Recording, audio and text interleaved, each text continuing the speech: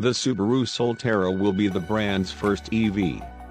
The electric crossover makes an appearance in some very revealing teaser images.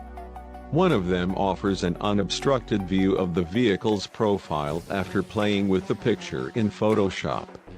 The Solterra rides on the Subaru global platform. Subaru confirms there's all-wheel drive, which points to a two-motor powertrain. Battery and range details aren't yet available. While we knew the Solterra was sharing parts with the Toyota bZ4X electric crossover, these shots revealed the distinct design similarities.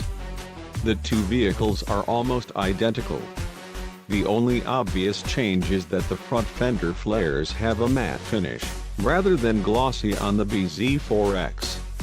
The subby's roof is the same color as the rest of the body, rather than being black. The teaser images also include a look inside the Solterra. Even with the slightly dark lighting, it's clear that there are major similarities to the bZ4X. Both share a digital instrument cluster that sits high and far away from the steering wheel. There's a large infotainment screen. The center console has a big touchpad. Judging by these photos, we wonder what, if anything, Subaru is going to do to differentiate the Solterra from the bZ4X. Simply selling a badge-engineered version of the Toyota doesn't seem like a good way to guarantee sales success. The 2023 Solterra will go on sale in 2022. Subaru says the model's name comes from combining the Latin word sol and terra, which means sun and earth, respectively.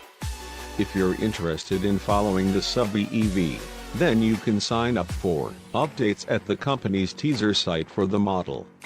Meanwhile, the production version of the bZ4X will debut later in 2021. Sales will start in 2022. The company hasn't releasing powertrain, battery, or range details about it yet.